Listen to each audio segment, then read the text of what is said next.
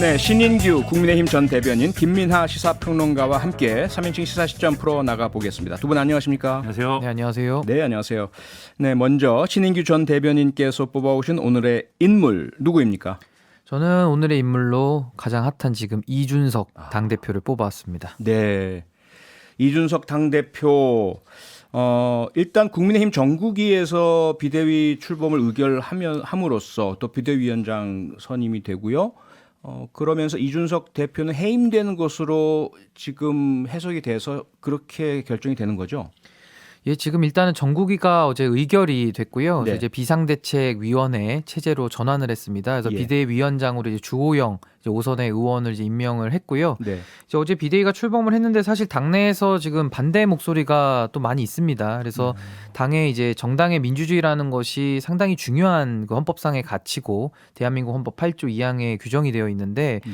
그것이 당원민주주의랑 절차민주주의로 구성이 되어 있거든요. 근데 지금 당원민주주의도 위배가 됐고 또 절차민주주의도 위배가 됐기 때문에 참 이런 식의 그 무리한 그 비대위 전환이라는 것이 과연 당에 도움이 되느냐 네. 지금 여기에 대해서는 많은 좀 의구심이 드는 것이 사실입니다. 네, 우선 조금 나눠서 설명을 해주셔야 될 것 같아요. 당원 민주주의가 어떻게 어떤 부분에서 구체적으로 위반이 되었고, 근데 절차적 민주주의는 어떤 부분에서 어떻게 위배가 되었는지 간략하게 좀 설명 좀 해주실까요? 지금 비대위의 가장 큰 뭐랄까요 당위랄까요? 그건 두 가지로 보입니다. 하나는 이제 다수가 지금 원한다는 것 같아요. 예. 다수가 원하는 것이고 또 이준석 대표 하에서는 이제 그 이 당이 지금 정상화될 수 없다. 그러니까 비상 상황이다. 네. 이 두 가지 같거든요.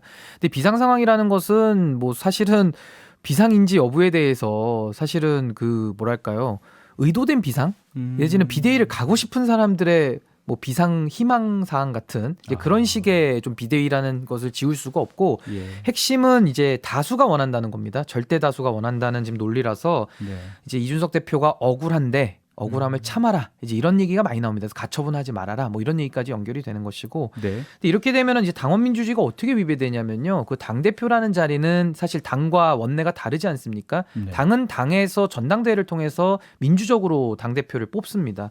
근데 그 당 대표의 권한이라는 것이 개인의 권한이 아니고 당원들이 위임을 하는 것인데 그것을 하위 기관인 전국위 그 밑에 상임정국위 그 밑에 최고위원회가 있는데 네. 밑에 단위에서 의사를 모아가지고 더 큰 권위를 무너뜨리는 그러니까 사실상의 당권 쿠데타라고 볼 수밖에 없는 이런 상황 속에서는 많은 당원들이 분노할 수밖에 없는 겁니다. 이 당의 주인이 국회의원이냐 네. 아니면 이 당의 주인이 당비를 내는 우리 당원들이냐 지금 이 싸움이거든요. 예, 예. 예, 그래서 이 부분에 대해서는 심각한 좀 뭐랄까요 당원들의 지금 문제 제기가 지금 뭐 들불처럼 일어나고 있다 이렇게 봅니다. 네네. 네, 이 부분은 뭐 늘 예. 말씀드리지만 저도 예. 정치적으로는 굉장히 폭력적인 방식이다. 그리고 부당하다 정치적으로 저도 네. 그렇게 생각합니다. 근데 예. 이제 절차의 문제와 관련돼서 뭐 할 수 없이 또 반대쪽 얘기를 또 해드리겠습니다. 네네. 왜냐하면 아무래도 둘이 이렇게 앉아 있으니까 반대쪽 얘기도 한번 들어봐야죠. 그렇죠.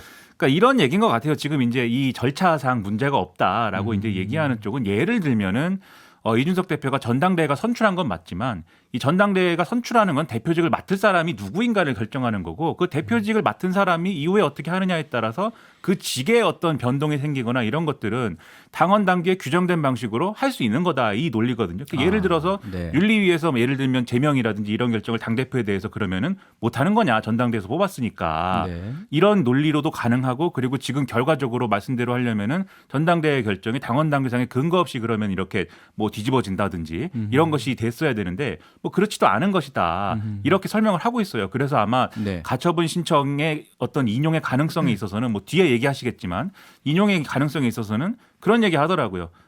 결국은 당원 당규라든가 이런 것들을 거쳐서 이 다수의 총의를 모아서 어쨌든 진행한 것이기 때문에 네. 인용이 안 될 것이다. 이런 얘기를 하는 사람들도 국민의힘 내에서는 있어서 네. 이런 얘기도 뭐 같이 듣는 것은 필요하겠다 이런 생각입니다. 바로 그 부분인데요. 김민하 평론가께서 국민의힘 내부에 이 비상 상황에 대한 인식과 선언 그리고 그 절차들이 다 정당 민주주의 틀 안에서 가능하고 적법하다라는 의견을 소개해 주셨어요. 결과적으로 그러면 법원으로 이제 공이 넘어갔는데 이준석 대표가 가처분 신청을 했죠.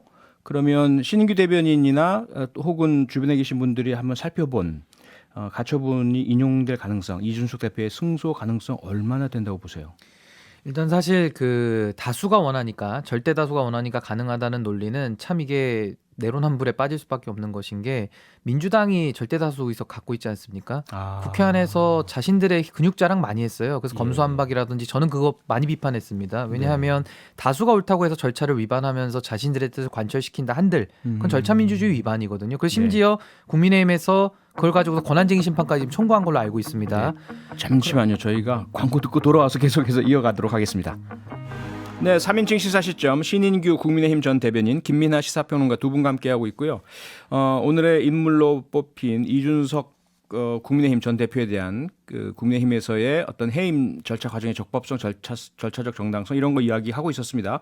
신인규 대변인 계속 이야기해 주시죠. 예, 그래서 뭐 힘만 가지고 해서 다 된다고 한다면은 민주당을 이제 공격할 논리가 이제 없어진다라는 게 참 안타깝고요. 네. 그리고 이것이 이제 전당대회를 또 하겠다는 거 아니겠습니까? 비대위 이후에 2달 뒤에 전당대회를 해서 새로운 대표를 뽑고 이제 총선 공천권을 준다는 것인데 네. 뭐 넓게 양보해서 다 좋다고 하더라도 그 대표도 이렇게 흔들리면은 당 대표 수행할 수 있겠습니까? 이거 굉장히 저는 정당에서 나쁜 선례와 역사로 남는다 해서 저는 문제 제기를 지금 하는 것이고요. 네. 이준석 대표의 가처분 승산에 대해서는 사실 법치와 이제 법리와 정치는 구별이 된다 이 부분을 말씀드리고 싶고 가처분 자체를 하지 말아라. 왜 가처분을 해서 당내 소위 말하는 요즘 유행하는 외부 총질을 왜 하느냐 이렇게 얘기하시는데 네. 저는 이분은 상당히 좀 생각을 달리합니다. 왜냐하면 저는 개인의 권리를 왜 못 쓰게 하는지 전 잘 모르겠어요. 예를 들면 집에 도둑이 들었는데 도둑에 대해서 경찰에 신고하면은 집주인이 잘못한 겁니까? 그럼 신고하지 말아야 되나요? 그러니까 저 그런 논리를 묻고 싶고 또 하나는 지금 비대위원장으로 임명되신 주호영 의원 같은 경우도 2016년도에 당의 그 공천에 불복하셔가지고 가처분 신청하셨어요.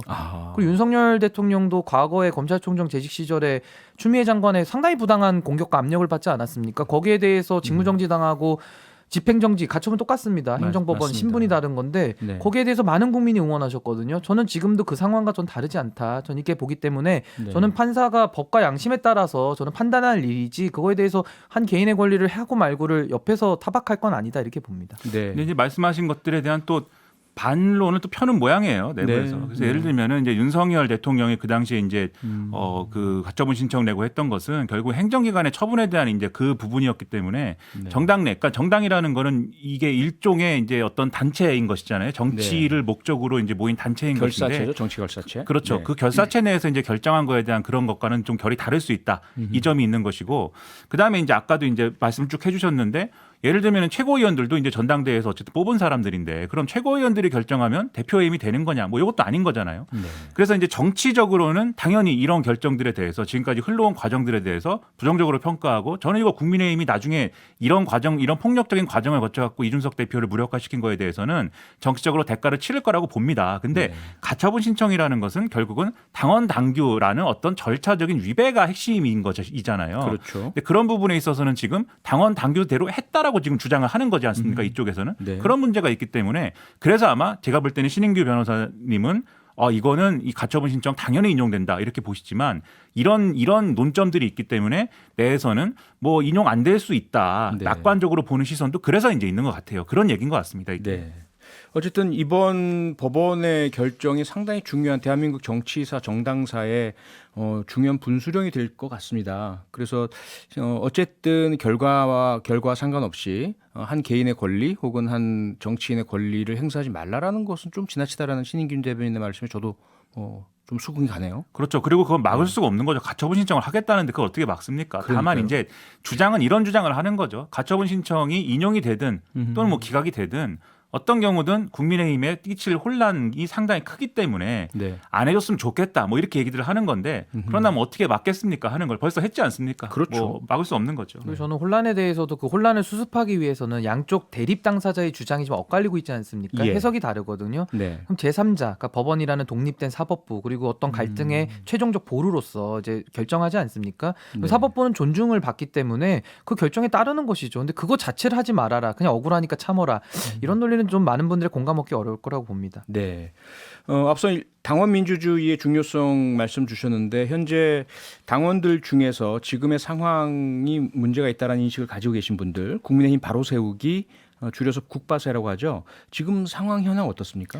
이거 제가 당시에 그 지난주 수요일에 아마 일주일 전입니다. 딱 예. 여기 오기 전에 제가 만들고 딱 들어왔었는데 아, 네. 저 처음에 지난주였잖아요. 제가 네. 한 200명 정도 예상하고 만들었었습니다. 좀 부당하다고 느끼는 분들이 전 소수 계실 줄 알았어요. 네. 근데 만들고 나니까 이게 웬걸 갑자기 신청자가 폭주를 하더니 한 6,500명 가까이 우와. 일주일 새 모였습니다. 예. 이거 어마어마한 것이거든요. 네. 근데 저는 이분들 중에서 제가 이제 논의를 쭉 해보다 보니까 저는 초반에 아무래도 관리자 입장에서는 좀 이제 부드러운 방식의 좀 목소리 내는 거를 제안을 했더니 네. 많은 분들께서 오프라인 토론회도 열어라. 아. 그래서 오프라인 토론회 제가 월요일 날 열었고요. 네. 그리고 이제 그걸로 끝나는 것이 아니라 이거에 대해서는 전국이 강행을 하면 이건 당원들이 가만히 있을 수 없다. 좀 다툴 수 없냐. 너무 답답하다 하셔가지고 그럼 제가 제시했습니다. 한 500명 모이면 제가 한번 네. 고민해 보겠습니다. 이렇게 얘기했더니 너무 많이 오셔가지고 제가 1,000명으로 올렸습니다. 예. 근데 모인 게 1,708명이 모였고 그 후로도 계속 들어오고 있어요. 우와. 제가 컷하고 있는데 네. 최종 내일 이제 아마 저희가 그 단체 소송할 것 같은데 한 1,560명 정도는 확실하게 의사를 표현을 했습니다. 아, 그래서 이건 네. 당원들이 그렇게 한다는 것은 저는 유례를 좀 찾기 힘들고요.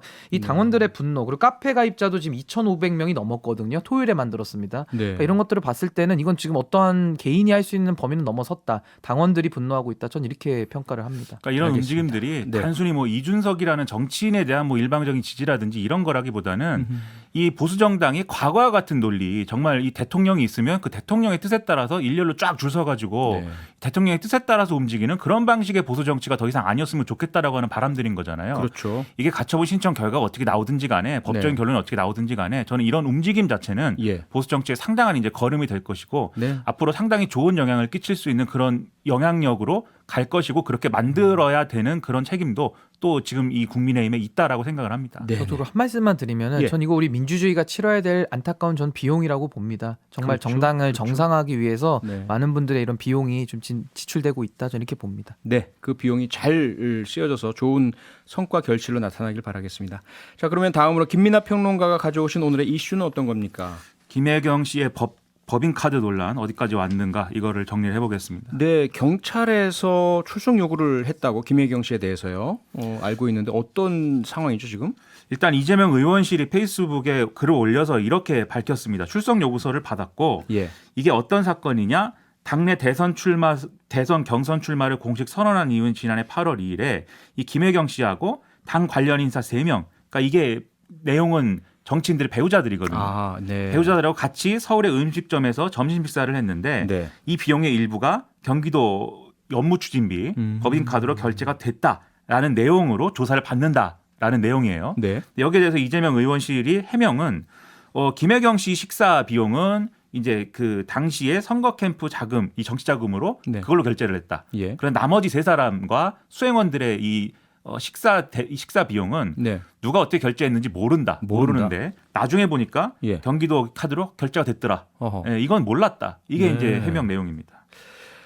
아, 몰랐다. 신인규 대변인 그럴 수 지금 있으라고 뭐 생각하세요? 어떻게 보면 사실 이 지금 불법으로 지금 횡령했다라는 여러 가지 그 불법 카드 법카 논란인데 네. 사실 여기에 대해서는 핵심은 사실 그 이재명 당시 도지사죠. 도지사가 이제 성남시장 시절부터 그 공무원을 이제 자기 배우자의 비서로 이제 썼다라는 것이 저는 가장 큰 핵심이라고 봐요. 그것은 네. 어떻게 보면은 사실 직권 남용이 될 수도 있고 또 어떻게 보면은 그 금액이죠. 그러니까 월급을 횡령한 것으로 볼 수도 있거든요. 국고 손실도 될 수 있고요. 그래서 이런 어마어마한 의혹들이 쌓여 있는데 지금 여기에 대해서 이재명 후보 측이나 이제 민주당에서는 이거 보복 수사다, 뭐 정치 탄압이다, 항상 이런 식으로 또 물을 탑니다. 근데 네. 그거는 국민들의 동의를 얻을 수가 없거든요. 이거 수사한 적이 없지 않습니까? 그러니까 수사가 되지 않은 부분에 대해서는 철저하게 수사가 돼야 되는 것이고 뭐 이외에도 뭐 약을 대신해서 처방받고 타왔다부터 해가지고 초밥을 10인분이나 먹었다, 뭐 아니면 제수용품 샀다, 뭐 여러 가지 의혹이 많지 않습니까? 네. 그리고 또 어떤 그 한 관련자분도 지금 돌아가시기까지 했기 때문에 전 이 부분에 대해서는 이재명 후보 측에서도